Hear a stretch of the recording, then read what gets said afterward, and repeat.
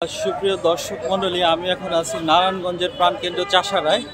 আর চাষারায়ের সামনে সাবেক সংসদ সদস্য শামীম ওসমানের দাদার বাড়ি। সেই দাদার বাড়ির বর্তমান অবস্থা এবং বর্তমান চিত্র তুলে ধরার জন্য আপনারা দেখতে পাচ্ছেন। ক্ষমতা আসলে চিরস্থায়ী জিনিস না। দুদিন আগেও এই বাড়ির পাহারায় থাকতো পুলিশ প্রশাসন, দুদিন আগেও এই বাড়ির সামনে দিয়ে থাকতো আওয়ামী লীগের বিভিন্ন নেতা খেতাদের যাতায়াত আনাগোনা, সাজসজ্জা এবং কত স্বতঃস্ফূর্ত। আর এখন দেখেন সেই বাড়ি যেন ইসরায়েল আর ফিলিস্তিনের যুদ্ধক্ষেত্র বা গাজার ধ্বংসস্তূপ। আপনারা দেখতে পাচ্ছেন সর্বস্তরের মানুষজন একদম স্বতঃস্ফূর্তভাবে এই বিল্ডিংগুলো ভাঙছে। কেউ রডগুলো নিয়ে যাচ্ছে, কেউ ইটগুলো নিয়ে যাচ্ছে, কেউ স্মৃতিস্বরূপ নিয়ে যাচ্ছে, আর কেউ বিক্রি করার জন্য নিয়ে যাচ্ছে। আর এখানে যারাই এগুলা করছে সব প্রথম দিকে যারা করছে তারা তো ছাত্র আন্দোলনের ছাত্ররা প্লাস অন্য বিরোধী দলের রাজনৈতিক দল। আর এইটা ছিল মূলত শেখ হাসিনা ইন্ডিয়াতে থাকা অবস্থায় যখন ভাষণ দিতে চেয়েছে তারই বহিঃপ্রকাশ হিসাবে, তার ভিতরে কোনো শোক নাই, কোনো বার্তা নাই, এই ধরনের একটা প্রশ্ন নিয়ে বৈষম্য বিরুদ্ধে আন্দোলনে যে ছাত্র এবং জনগণ তারা আবার পুনরায় বাংলাদেশের আওয়ামী লীগের যত নেতা খেতা আছেন প্রত্যেকটা স্থানীয় পর্যায়ে নেতার বাড়িতে আক্রমণ করে বিল্ডিংগুলো ভাঙা হচ্ছে। সো এটা নারায়ণগঞ্জের চাষারা অবস্থিত শামীম ওসমানের দাদা যে বাড়িটা তৈরি করেছিলেন যুদ্ধের আগে, সেই বাড়িটার নাম ছিল বাইতুল আমান। এই যে ভাই কিছু বলছে, তো এইটা সেই বাড়ির ভাঙার দৃশ্য। এটা আমি পরের দিন অফিস থেকে ফেরার পথে দেখে আমিও একটু কৌতূহলবশত ভিডিও করতে লাগলাম। আর আমি দেখলাম যে যারা নারায়ণগঞ্জে আসার সুযোগ পাচ্ছেন না তারা আসলে যেন এই ভিডিওটা দেখতে পারেন, সেই জন্য আমি সবাইকে সুযোগ করে দেওয়ার জন্য এই ভিডিওটা করছি।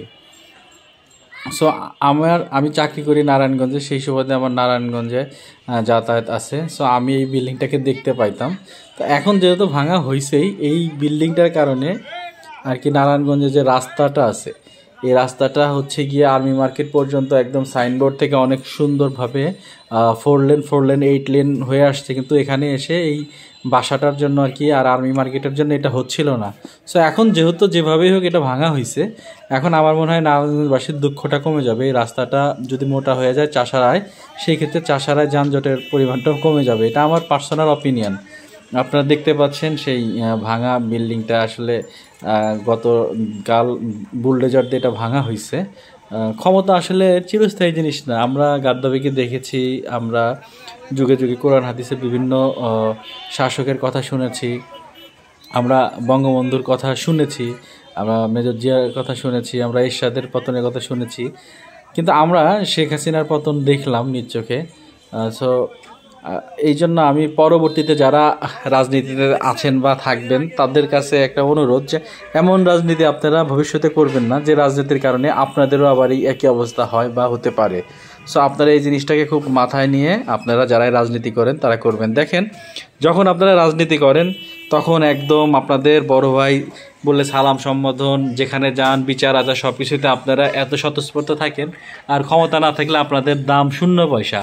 আমরা যারা সাধারণ পাবলিক আছি তারা কিন্তু এই ধরনের কোনো সমস্যা হয় না, আমরা স্বাভাবিক জীবনযাপন করতে পারি। কিন্তু আপনারা যারা রাজনীতির সাথে জড়িত, সে যে দলই থাকুন, বিপক্ষ দল হন বা পক্ষ দল হন, আপনারা কিন্তু রাত্রে বাসায় ঘুমাইতে পারেন না, বউ বাচ্চার কাছে থাকতে পারেন না। এখন যেরকম আওয়ামী লীগের নেতা পর্যায়ে যারা আছেন তারা সবাই পলাতক আছেন দেশ বিদেশে এবং বিভিন্ন জায়গায়। আর বিগত 15-16 বছর আওয়ামী লীগ এবং জামাত শিবিরের যে ভাই বেরাদাররা ছিলেন বাংলাদেশের, এদের ম্যাক্সিমামগুলো আবার একইভাবে পলায় ছিলেন। তাদের ব্যবসা বাণিজ্য, অর্থনৈতিক অবস্থা, সামাজিক অবস্থা সব কিছু একদম ক্ষীণ হয়ে গিয়েছিল। সেম ঘটনা আবার আওয়ামী লীগের বেলায় ঘটতেছে। আবার যারা এখন শাসক পর্যায়ে আছেন তাদের জন্য এরকম অবস্থা না হয় আপনারা সেইভাবেই কাজ করবেন। আমরা সাধারণ জনগণ আপনাদের কাছে এইটাই আশা করি। আপনারা দেখতে পাচ্ছেন 2টা পিচ্চি এখানে রড কাটার চেষ্টা করতেছে, ওরা আসলে মনে হয় মজা করতেছে। এখন এখানে আসলে কেউ আর ভাঙচুর করছে না। আমি ভাঙচুরের সময় ছিলাম না, আমি কৌতূহলবশত অফিস থেকে ফেরার পথে, আজকে শুক্রবারে আমার অফিস ছিল যে কোনো কারণেই, সেই অফিস থেকে ফেরার পথে আমি একটু আর্লি আউট হয়েছি। তখন দেখলাম যেহেতু ভাঙা বিল্ডিংটি সামনে পেয়েছি একটু ভিডিও করে নেই, আর আমার যারা দর্শক আছে সবাইকে দেখানো নেই। দর্শক মণ্ডলী, আমি এখন দাঁড়িয়ে আছি নারায়ণগঞ্জের একদম প্রাণকেন্দ্র চাষারা, আর চাষারায় অবস্থিত শামীম ওসমানের দাদার বাড়ি বাইতুল আমানের ঠিক ভাঙা স্তূপের উপরে। আপনারা দেখতে পাচ্ছেন। এখন আমি আপনাদেরকে সেই বিস্তারিত জিনিসগুলো দেখাবো। পুরো ভিডিওতে আমার সাথে থাকার জন্য আপনাদেরকে অসংখ্য ধন্যবাদ অ্যাডভান্স জানিয়ে রাখছি। সো এই জন্য যাদের হাতেই ক্ষমতা থাকুক, আপনারা ক্ষমতার বাহাদুরি করবেন না। ক্ষমতার বাহাদুরি করবেন, আপনি ধরেন যে এখন আপনার হাতে খুব ক্ষমতা আছে, আপনি যার ক্ষমতা কম তাকে বললেন গ্রাম ছাড়া করে দিব।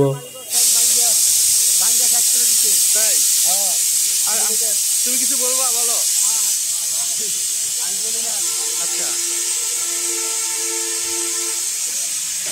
তোমার বাসা কোথায়? এখানে। সো দেখি ভাইটা কি বলে। তো বলবেন গ্রাম ছাড়া করে দেবো, দেশ ছাড়া করে দেবো, এলাকা ছাড়া করে দিব।